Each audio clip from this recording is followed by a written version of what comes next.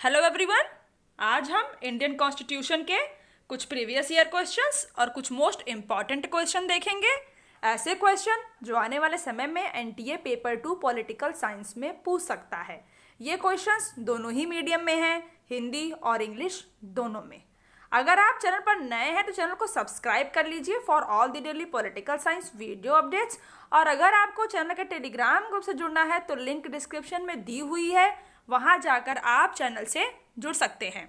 सारे क्वेश्चंस आप अटेम्प्ट करिएगा और आप जो भी स्कोर गेट करते हैं कमेंट में ज़रूर मेंशन करिएगा।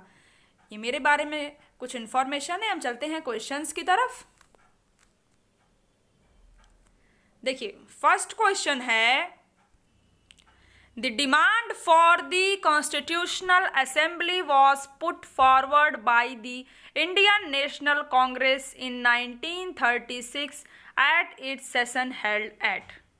हिंदी में, संवैधानिक सभा की मांग को भारतीय राष्ट्रीय कांग्रेस ने 1936 में अपने अधिवेशन में रखा था। आपको बताना है कि किस अधिवेशन में, किस सेशन में आईएनसी ने ये डिमांड रखी थी। कानपुर, लाहौर, बॉम्बे या लखनऊ। ABCD आपको 4 ऑप्शंस दिए गए हैं। आप बताइए कि करेक्ट आंसर क्या होगा। देखिए, वीडियो को पॉज किया करिए और अपने आंसर्स आप लिखा करिए, जिससे कि आप लास्ट में देख सकें कि आपने कितने क्वेश्चंस के आंसर करेक्ट किए हैं। आप बताइए कि इसका आंसर क्या होगा। संवैधानिक सभा बनी, सबको पता है, पर आपसे यहाँ पर ये पूछ रहा है कि इसकी डिमांड कब आईएनसी ने रखी थी, अपने किस सेशन में। देखिए, इसका करेक्ट आंसर है ऑप्शन डी। लखनऊ में 1936 में जो कांग्रेस का सेशन हुआ था, वहां पर संवैधानिक सभा की मांग रखी गई थी। इस सेशन में ना सिर्फ कॉन्स्टिट्यूशन असेंबली की मांग रखी गई थी, बल्कि जो इसके पहले गवर्नमेंट ऑफ इंडिया एक्ट 1935 आया था, उसको भी रिजेक्ट कर दिया गया था, कंडेम्ड किया गया था इस पर्टिकुलर सेशन में कांग्रेस के। हालांकि ये बात और है कि जो बाद में इलेक्शंस हुए 1937 में, उसमें कांग्रेस ने पार्ट लिया था और अपने मैनिफेस्टो में, जो उनका इलेक्शन का मैनिफेस्टो था, उसमें उन्होंने बात की थी कि हमें संवैधानिक सभा बनाना चाहिए और भी इसमें बहुत सी चीज़ें थी, जैसे कि इक्वल राइट्स मैन वुमेन के लिए और जो वर्कर्स हैं उनकी कंडीशंस को इम्प्रूव करने के लिए। ऐसी कई बातें कांग्रेस की 1937 के इलेक्शन के मैनिफेस्टो में थी। देखते हैं नेक्स्ट क्वेश्चन। और हाँ, एक बात आप और जान लीजिए यहाँ पर कि इस सेशन को जिसने प्रिसाइड किया था वो थे जवाहरलाल नेहरू जी। देखिए नेक्स्ट सवाल क्या है। देखिए, सेकंड क्वेश्चन है, the appellate jurisdiction of the supreme court does not involve. सर्वोच्च न्यायालय के अपीलीय क्षेत्र अधिकार में शामिल नहीं है। ए, क्रिमिनल केसेस, आपराधिक मुकदमा। B, cases involving interpretation of the constitution, संविधान की व्याख्या से जुड़े मामले। या सी, सिविल केसेस, दीवानी मामले। D, disputes arising out of pre constitutional treaties and agreement, पूर्व संवैधानिक संधियों और समझौते से उत्पन्न विवाद। अब आपने सुप्रीम कोर्ट के जुडिक्शन सारे पढ़े होंगे, तब आप इस क्वेश्चन का आंसर कर सकते हैं, क्योंकि ये सिर्फ जुडिक्शन ही नहीं, ये एक पर्टिकुलर अपीलीय क्षेत्र अधिकार के बारे में बात कर रहा है कि क्या है इनमें से जो इसमें इंक्लूडेड नहीं है। क्रिमिनल केसेस, या फिर कॉन्स्टिट्यूशन से रिलेटेड कोई केस हो, या सिविल हो, या फिर कोई डिस्प्यूट्स रिलेटेड मामले हो। ABCD में से बताइए कि सही आंसर क्या होगा। देखिए, इसका करेक्ट आंसर है option D, disputes arising out of pre constitutional treaties and agreement. इस मामले पर सर्वोच्च न्यायालय के अपीलीय क्षेत्राधिकार में ये मैटर शामिल नहीं है। सुप्रीम कोर्ट, आपको पता होगा कि ये हाईएस्ट कोर्ट ऑफ अपील होती है। यहाँ पर आप अपील डाल सकते हैं किसी लोअर के कोर्ट के जजमेंट को लेकर के। आप लोअर कोर्ट के जजमेंट के अगेंस्ट जा करके सुप्रीम कोर्ट में आप अपील दाखिल करिए और सुप्रीम कोर्ट के पास ये पावर होती है कि वो लोअर कोर्ट के जजमेंट को रिव्यू कर सके। आर्टिकल 133 सुप्रीम कोर्ट को ये पावर देता है। अब डी ऑप्शन तो गलत हो गया, पर अगर जिसने अपीलेट जुरिडिक्शन इसके पहले नहीं पढ़ा होगा तो आप यहाँ से एक बात समझ सकते हैं कि अपील जुरिडिक्शन इन्वॉल्व करता है क्रिमिनल केसेस को, और जो भी कॉन्स्टिट्यूशनल मैटर हैं उनको, और सिविल केसेस को। देखते हैं नेक्स्ट क्वेश्चन क्या है। थर्ड क्वेश्चन है, the speaker can ask a member of house to stop speaking and let another member speak, this is known as. Speaker संसद के एक सदस्य को बोलने से रोकने और किसी अन्य सदस्य को बोल देने के लिए कह सकता है, इसे निम्न रूप से जाना जाता है। ए, क्रॉसिंग द फ्लो, मंजिल को पार करना। बी, यील्डिंग द फ्लोर, फर्श की पैदावार। सी, ओबेइंग द रूल, नियम का पालन करना। या डी, रोटेटिंग द फ्लोर, फर्श को घुमाते हुए।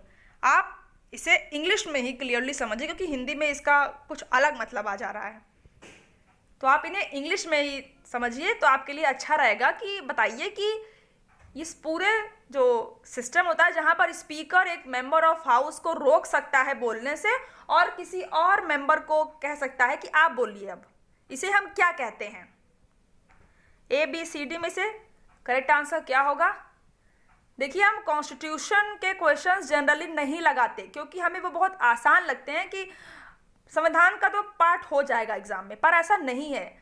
समटाइम्स आपको कॉन्स्टिट्यूशन के भी क्वेश्चंस एग्जाम में फंसा सकते हैं और आपको नहीं आएगा, ऐसा हो सकता है। इसलिए आप किसी भी यूनिट को छोड़ना आपके लिए थोड़ा सा मुश्किल है। और ऐसा नहीं है कि आपको लगेगा कि आपने तो कॉन्स्टिट्यूशन बहुत पढ़ा है, बहुत आसान है आपके लिए कवर करना, ऐसा नहीं है। आप अगर किसी भी चीज़ का रिवीजन नहीं करेंगे तो वो एग्ज़ाम में आपके लिए हेल्पफुल साबित नहीं होगी। इसलिए आप हर यूनिट के क्वेश्चन लगाया करिए।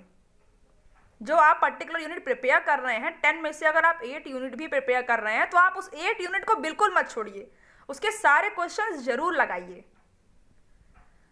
अब देखिए, इसका आंसर होगा option B, yielding the floor. ये एक पूरा स्टेटमेंट है। इसे कहते हैं कि जब स्पीकर किसी मेंबर को कह सकता है कि आप सिट डाउन हो जाइए, आप बैठ जाइए और दूसरे मेंबर को बोलने दीजिए, इसे यील्डिंग द फ्लोर कहते हैं। देखते हैं नेक्स्ट क्वेश्चन क्या है। फोर्थ क्वेश्चन है, which of the following states has the largest percentage of reserve parliamentary seats? निम्न में से किस राज्य में आरक्षित संसदीय सीटों का सबसे बड़ा प्रतिशत है? ए, उड़ीसा। बी, बिहार। सी, उत्तर प्रदेश। डी, मध्य प्रदेश। अब ये क्वेश्चन आपके लिए थोड़ा सा आसान हो सकता है। इसका आंसर क्या होगा? ए, बी, सी, डी में से? देखिए, इसका करेक्ट आंसर है उत्तर प्रदेश। उत्तर प्रदेश में आरक्षित संसदीय सीटों का सबसे बड़ा परसेंटेज है। देखते हैं नेक्स्ट क्वेश्चन क्या है। फिफ्थ क्वेश्चन है, English is the official language of which of the following state? अंग्रेजी निम्नलिखित में से किस राज्य की आधिकारिक भाषा है? कर्नाटक, मणिपुर, आंध्र प्रदेश या नागालैंड? अब आप बताइए, ये ऑफिशियल लैंग्वेज इंग्लिश पूछ रहा है कि किस स्टेट की है ये? 4 स्टेट मेंशन है, इसका आंसर करिए आप। देखिए, इसका बिल्कुल करेक्ट आंसर है ऑप्शन डी। सिर्फ 2 स्टेट्स हैं, नागालैंड और अरुणाचल प्रदेश, जिनकी इंग्लिश ऑफिशियल लैंग्वेज है। देखते हैं नेक्स्ट क्वेश्चन क्या है। 6th क्वेश्चन है, which of the following is are the principal features of government of India act 1919? निम्नलिखित में से क्या भारत सरकार अधिनियम 1919 की प्रमुख विशेषताएं हैं?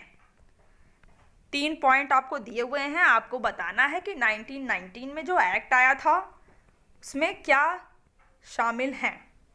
फर्स्ट है introduction of dyarchy in the executive government of the provinces, प्रांतों की कार्यकारी सरकार में वर्ण व्यवस्था का परिचय।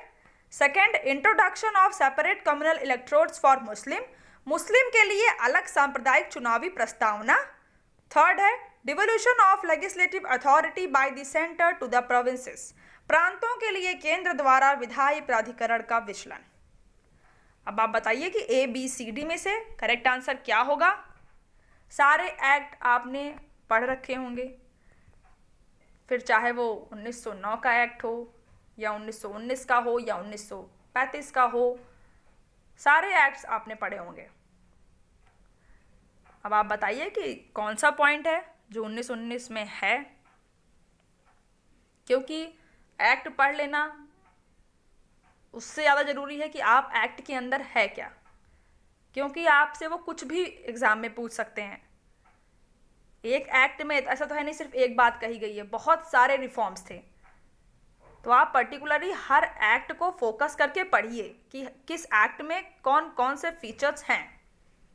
देखिए, इसका करेक्ट आंसर होगा option C, first and third.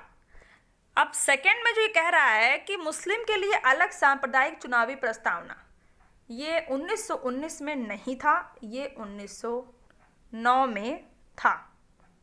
इस एक्ट को मॉन्टेक-चेम्सफोर्ड एक्ट भी कहते हैं। और देखिए, इसमें कम्युनल रिप्रेजेंटेशन मुस्लिम्स को तो नहीं दिया था, क्योंकि वो 1909 में ऑलरेडी हो चुका था। यहाँ पर सेपरेट इलेक्टोरल दिया गया था सिख्स को और इंडियन क्रिश्चियंस को, एंग्लो इंडियंस को और यूरोपियन को। और यही वो एक्ट था जिससे पब्लिक सर्विस कमीशन की स्थापना हुई थी। देखते हैं नेक्स्ट क्वेश्चन क्या है। सेवेंथ क्वेश्चन है, the office of whip is mentioned in, किसमें व्हिप के कार्यालय की उल्लेख किया गई है। आपको बताना है कि व्हिप कहां पर मेंशन है। कॉन्स्टिट्यूशन ऑफ इंडिया में, भारत का संविधान, B rules of the house, C यहां पर हाउस आपको पार्लियामेंट के तौर पे कह रहा है, सी है इन अ सेपरेट पार्लियामेंट्री स्टैट्यूट, एक अलग संसदीय कानून में। अब आप बताइए कि ये हाउस के नियम के तहत व्हिप बनाया गया था, या फिर ये कोई संसदीय कानून है, या ये भारत के संविधान में मेंशन है। ए बी सी डी में से करेक्ट आंसर क्या होगा। व्हिप आपको पता है कि क्या होता है ये, अगर आपको पता है तब आप अगर थोड़ा सा उसके बारे में और पढ़े होंगे कि ये कहाँ पर मेंशन है, तब आप इस क्वेश्चन का आंसर करेक्ट कर सकते हैं। देखिए, इसका बिल्कुल करेक्ट आंसर है option D, none of the above. It means कि व्हिप भारत के संविधान में मेंशन नहीं है, रूल ऑफ हाउस में भी नहीं है, और ये पार्लियामेंट्री स्टैट्यूट में भी नहीं है। इसके लिए कोई कानून संसद ने नहीं बनाया है। ये है क्या, ये एक तरह से आप समझ सकते हैं कि ये convention of the parliamentary government है, एक कन्वेंशन के तौर पर देखा जाता है। इसे ब्रिटेन से लिया गया है, ब्रिटेन में भी पहले व्हिप था। इसमें होता क्या है, देखिए, ये हर पार्टी इशू करती है। जैसे अगर पार्लियामेंट में कोई वोट पड़ने जा रहा है, तो जिस पार्टी के मेंबर वहाँ पर हैं, तो वो पार्टी अपने मेंबर को व्हिप इशू करती है कि आप इन्हें वोट दीजिएगा। ऐसे पर्टिकुलरली कोई भी अगर बात होगी तो वो व्हिप एक पार्टी अपने मेंबर्स को इशू करती है। एक तरह से ये एक लिंक है जो एस्टेब्लिश होती है पार्टी में, जो इंटरनल ऑर्गेनाइजेशन है और पार्लियामेंट में जो लोग हैं उनके बीच में। देखते हैं नेक्स्ट क्वेश्चन क्या है। 8th क्वेश्चन है, which of the following articles are correctly matched. आपको बताना है कि कौन से आर्टिकल इनमें सही मैच हैं। Election commission article 338, finance commission article 280, national commission for schedule caste article 324, CAG article 148, attorney general of India article 76। 5 आपके सामने इंस्टीट्यूट्स हैं, आप आर्टिकल दिया हुआ है आपको। अब आप बताइए कि करेक्टली मैच इनमें से कौन कौन से हैं। इलेक्शन कमीशन कौन से आर्टिकल में है, फाइनेंस कमीशन किस में है, अब बताइए CAG किस में है, अटॉर्नी जनरल किस में है। ABCD में से करेक्ट आंसर क्या हो जाएगा। देखिए, सबसे पहले हम देखते हैं इलेक्शन कमीशन। क्या ये आर्टिकल 338 338 आर्टिकल में ये है? बिल्कुल गलत है। इलेक्शन कमीशन इसमें नहीं है। चुनाव आयोग किसमें है? आर्टिकल 324 में है, 324 में। अब फाइनेंस कमीशन 280 में, बिल्कुल सही है। और national commission for schedule caste, अनुसूचित जाति के लिए जो राष्ट्रीय आयोग बना हुआ है, ये 324 में है। ये भी बिल्कुल गलत है, 324 में ये नहीं है। 324 में मैंने बताया ना कि चुनाव आयोग है, ये 338 में है। फिर है CAG 148, बिल्कुल सही है। अटॉर्नी जनरल 76 आर्टिकल में, ये भी सही है। तो अब इसमें आंसर क्या हो जाएगा? Option B, all are correct except 1 and 3। देखते हैं नेक्स्ट क्वेश्चन क्या है। 9th क्वेश्चन है, with reference to the finance commission of India which of the following statement is correct. भारत के वित्त आयोग के संदर्भ में निम्नलिखित में से कौन सा कथन सही है? देखिए, आप सिर्फ फाइनेंस कमीशन के बारे में आपको स्टेटमेंट्स दी हुई हैं, आपको बताना है कि कौन सी बात वित्त आयोग के बारे में सही है। It encourages the inflow of foreign capital for infrastructure development. यह बुनियादी ढांचे के विकास के लिए विदेशी पूंजी की आमद को प्रोत्साहित करता है। B, it facilitates the proper distribution of finance among the public sector undertaking. यह सार्वजनिक क्षेत्र के उपक्रमों के बीच वित्त के उचित वितरण की सुविधा प्रदान करता है। C, it ensures transparency in financial administration. यह वित्तीय प्रशासन में पारदर्शिता सुनिश्चित करता है। या D, none of the above. अब वित्त आयोग अगर आपने पढ़ा होगा तभी आप इस क्वेश्चन का आंसर करेक्ट कर सकते हैं। अब ये तो उसके वर्क की तरह पूछ रहा है आपसे, ABCD में से बताइए कि करेक्ट आंसर क्या होगा। देखिए, इसका करेक्ट आंसर है option D, none of the above statements are correct about the finance commission. Finance commission एक कॉन्स्टिट्यूशनल बॉडी है, आपको पहले आर्टिकल बताया गया, 280 आर्टिकल में ये मेंशन है इंडियन कॉन्स्टिट्यूशन के। लेकिन इसका पर्पस जो यहाँ पर दिया हुआ है ABC में, ये एक भी नहीं है। इसका पर्पस है, ये एलोकेट करता है रेवेन्यूज रिसोर्सेज को यूनियन और स्टेट गवर्नमेंट के बीच में। मेनली ये डिफाइन ही किया गया था फाइनेंशियल रिलेशन के लिए जो सेंटर और स्टेट के बीच में होते हैं। 1951 में फाइनेंस कमीशन एस्टैब्लिश किया गया था। देखते हैं नेक्स्ट क्वेश्चन क्या है।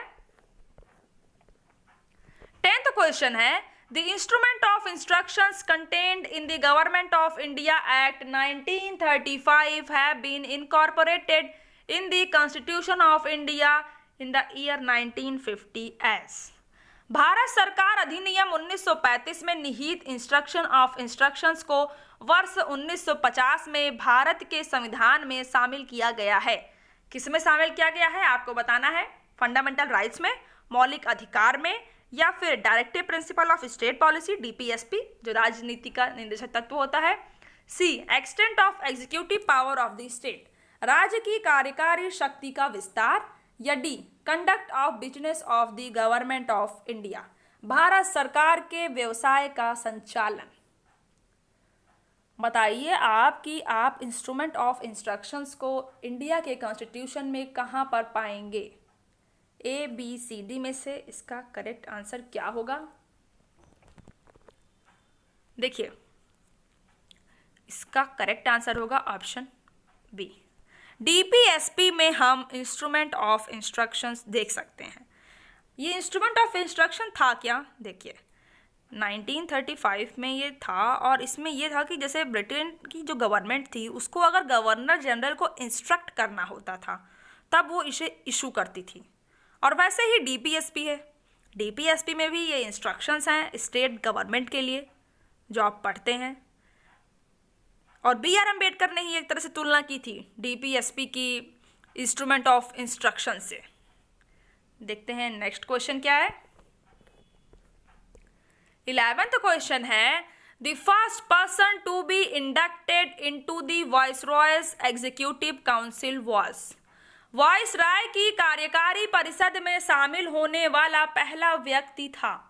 A, दादा भाई Naoroji, B, Sachinder Sinha, C, Satyendra Prasad Sinha, D, Satyendra Nath Tagore. अब आप बताइए कि इस क्वेश्चन का आंसर क्या होगा। कौन है वो पहला इंडियन या पहला व्यक्ति जो वायसरॉय की कार्यकारी परिषद में शामिल हुआ था? ए, बी, सी, डी में से सही आंसर क्या होगा, बताइए। देखिए, इसका करेक्ट आंसर है ऑप्शन सी।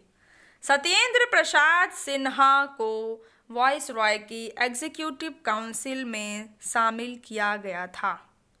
वायसरॉय की एग्जीक्यूटिव काउंसिल से आप क्या समझते हैं? ये एक तरह से कैबिनेट की तरह, जो कैबिनेट होती है गवर्नमेंट ऑफ ब्रिटिश इंडिया में था, उसकी तरह ये वर्क यहाँ पर कर रही थी, जिसे हेड कौन कर रहा था? Viceroy of India. देखते हैं नेक्स्ट क्वेश्चन क्या है। 12th क्वेश्चन है, which of the following states join India after a referendum of its people? निम्नलिखित में से कौन सा राज्य अपने लोगों के जनमत संग्रह के बाद भारत में शामिल हुआ? A, Junagadh, B, Sikkim, C, both A and B, D, none of the above. अब आप बताइए, जैसे भारत और पाकिस्तान दो नेशन अलग अलग बन गए, ठीक है, पर आपसे यहाँ पर ये पूछ रहा है कि कौन सा वो स्टेट था जिसने भारत को ज्वाइन किया और उसके लिए उसने जनमत संग्रह करवाया था। ए, बी, सी, डी में से करेक्ट आंसर क्या होगा? देखिए, इसका बिल्कुल करेक्ट आंसर है ऑप्शन सी, जूनागढ़ भी था और सिक्किम भी था। अब आप समझिए कि सिक्किम में क्या था कि वहाँ पर इंटरनल डिस्टर्बेंस बहुत ज़्यादा हो गई थी और वहाँ के लोग चाहते थे कि वो भारत को ज्वाइन करें, और इस वजह से वहाँ पर रेफरेंडम कराया गया, जनमत संग्रह करवाया गया और मेजॉरिटी ऑफ पीपल ने इंडिया को ज्वाइन करने के फेवर में वोट दिया। फिर है जूनागढ़। जूनागढ़ के साथ तो कुछ ऐसा हुआ था कि वो पहले पाकिस्तान का जो इंस्ट्रूमेंट ऑफ एसेशन था उस पर उसने हस्ताक्षर कर दिए थे और वो पाकिस्तान में शामिल हो गया था, लेकिन बाद में उसे फाइनेंशियली प्रॉब्लम आई, वो कोलैप्स करने लगा था। और जो वहाँ के लोग थे, हालांकि राजा वहाँ का मुस्लिम था, लेकिन जो वहाँ के लोग थे, मेजॉरिटी पीपल, वो चाहते थे कि हम भारत को ज्वाइन करें, और बाद में एज अ रिजल्ट वहाँ पर भी लोगों में रेफरेंडम कराया गया और मेजॉरिटी पीपल्स ने भारत को ज्वाइन करने के लिए वोट किया। जूनागढ़ गुजरात का एक भाग है। अब इसका करेक्ट आंसर क्या है? सी, जूनागढ़ और सिक्किम दोनों ने ही जन्मत संग्रह कराया और भारत में शामिल हुए। देखते हैं नेक्स्ट क्वेश्चन क्या है। 13th क्वेश्चन है, which article is related to special address by the president? राष्ट्रपति द्वारा कौन सा अनुच्छेद विशेष पते से संबंधित है? स्पेशल एड्रेस जो प्रेसिडेंट करते हैं, आपको बताना है कि ये किस आर्टिकल में है। आर्टिकल 84 में है, आर्टिकल 85 में है, या आर्टिकल 86 में है, या आर्टिकल 87 में है। देखिए, अब ऑप्शंस आप देखेंगे तो बहुत नियर की बात है। ऐसे क्वेश्चन में ये आप फंस सकते हैं। संविधान में आपको लगता है कि आपने सारा कुछ पढ़ रखा है तो आप कहीं पर अटकेंगे नहीं, पर ऐसे ही अगर आपके ऑप्शंस में आ गए सिमिलैरिटी ए, बी, सी, डी, तब आप क्या करेंगे? इसलिए पर्टिकुलरली आप कॉन्स्टिट्यूशन को भी एकदम से ध्यान दे करके पढ़िए, रिवाइज करिए एग्जाम के लिए और क्वेश्चंस लगाइए। अब इसका आंसर करिए कि क्या होगा। देखिए, इसका बिल्कुल सही आंसर है ऑप्शन डी। आर्टिकल 87 में ये मेंशन है राष्ट्रपति का स्पेशल एड्रेस। अब आर्टिकल 84 में क्या है? आर्टिकल 84 में क्या है? इसमें है qualification for the membership of parliament.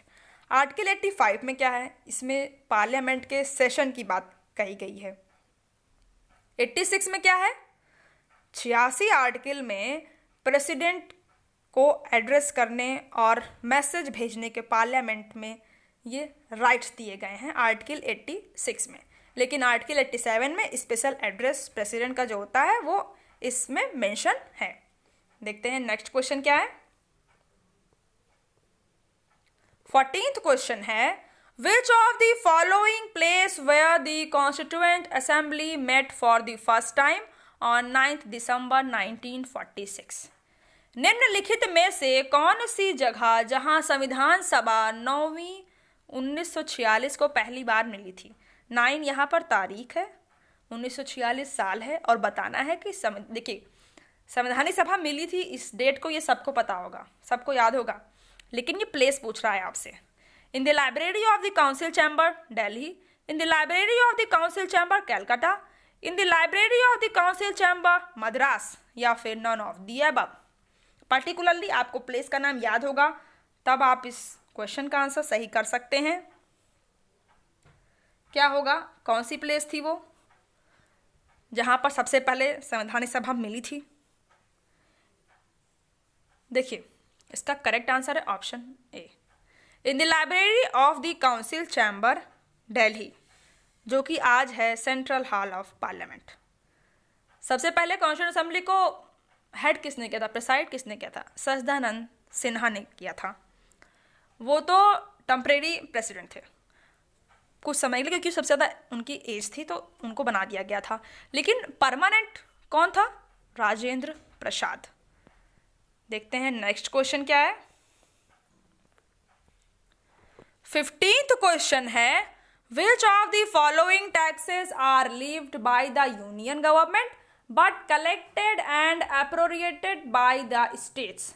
निम्नलिखित में से कौन सा कर केंद्र सरकार द्वारा लगाया जाता है लेकिन राज्यों द्वारा एकत्र और विनियोजित किया जाता है? A stamp duties, B excise duties on medical and toilet materials, C sales tax, D A and B. अब आप बताइए, ये कर के बारे में पूछ रहा है कि कौन सा कर है जो केंद्र सरकार लगाती है पर उसे एकत्र कौन करता है? राज्य सरकार। बताइए कि सही आंसर क्या होगा। बहुत इंटरेस्टिंग क्वेश्चन है ये। क्या होगा इसका सही आंसर? देखिए इसका करेक्ट आंसर है option D, A and B. Stamp duty और एक्साइज ड्यूटी जो मेडिकल और टॉयलेट मटेरियल्स पर मिलती हैं, इन दोनों को जो इनसे रेवेन्यू होता है वो लगाता है, इन पर टैक्स कौन है? सेंट्रल गवर्नमेंट है। लेकिन ये रेवेन्यू पर्टिकुलरली कलेक्ट किए जाते हैं स्टेट गवर्नमेंट के द्वारा, राज्य सरकार इन्हें एकत्रित करती है। देखते हैं नेक्स्ट क्वेश्चन क्या है। 16th क्वेश्चन है, who said that the cabinet is the pivot around which the whole political machinery revolves? किसने कहा कि कैबिनेट वह धुरी है जिसके चारों ओर पूरी राजनीतिक मशीनरी घूमती है? A sir John Marriott, B doctor Ambedkar, C Winston Churchill, D Jawaharlal Nehru. बहुत फेमस स्टेटमेंट है ये, एग्जाम में आ भी चुका है और आ भी सकता है। जो कुछ चीज़ें एग्जाम के लिए आपके लिए इंपॉर्टेंट होती है ना, तो वो कंटिन्यू एग्जाम में पूछी जाती हैं। ये बात अलग है कि वो थोड़ा सा उसको ट्विस्ट एंड टर्न क्वेश्चन को कर दिया जाता है, तो वहाँ पर आपको थोड़ी प्रॉब्लम होती है, क्योंकि आपको एग्जैक्ट क्वेश्चन मिल जाना ये थोड़ा मुश्किल है। एग्जैक्ट सवाल आपको कहीं नहीं मिलेंगे कि आपको प्रीवियस ईयर है और वही एग्जैक्ट सवाल दे दिया, वही ऑप्शन दे दिया, ऐसा नहीं होता। टॉपिक्स वही रहते हैं पर उन पर जो क्वेश्चन बनते हैं वो थोड़ा सा अलग कर दिए जाते हैं। अब यहाँ पर स्टेटमेंट कैबिनेट के बारे में है, अब ऐसे ही कैबिनेट पर कई स्टेटमेंट होंगे। अब एक बार ये आ गया, फिर जो नेक्स्ट टर्म में पेपर होगा उसमें कैबिनेट पर ही स्टेटमेंट आएगा पर किसी और का आएगा। इसी तरह क्वेश्चंस आएंगे उसी टॉपिक पर कुछ अलग होकर के, एग्जैक्टली रिपीट नहीं होंगे। प्रीवियस ईयर हम इसलिए लगाते हैं ताकि हमें एक आइडिया मिले कि इस टॉपिक से इस तरह के क्वेश्चन बन रहे हैं। फिर आगे का काम तो हमारा है कि अब क्या बन सकता है, ये आपको सोचना होगा कि अगर हमने एक टॉपिक पढ़ा और प्रीवियस ईयर में ये आया था, तब आप उससे एक्सपेक्ट लगाइए अपनी आप एक्सपेक्टेशंस की। हो सकता है कि एक बार ये पूछा गया है तो नेक्स्ट टर्म में ये पूछा जाएगा, तो आप उसको तैयार कीजिए। प्रीवियस ईयर भी तैयार कीजिए और जो क्वेश्चन आने वाले हैं आपके लिए वो ज़रूरी हैं, आप उन्हें भी तैयार करिए।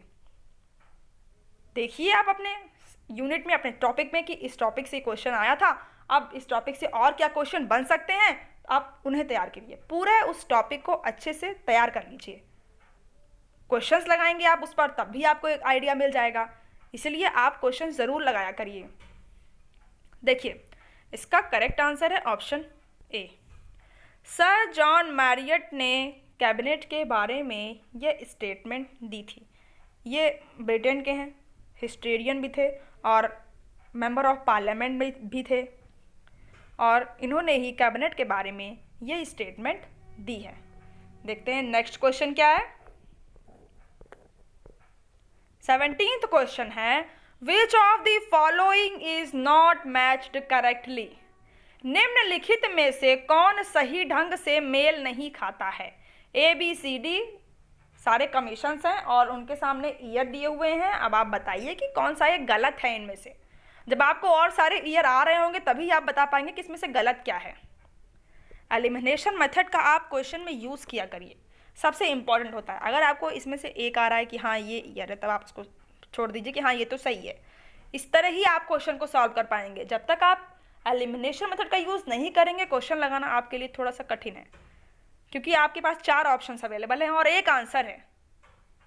इसलिए अच्छे से आप और सारे ऑप्शंस को देखिए, समझिए कि ये क्यों नहीं होगा, अगर ये नहीं है तो फिर ये होगा, ऐसे। अब नेशनल कमीशन फॉर वुमेन 1992 में बना था कि नहीं, ये आप बताइए।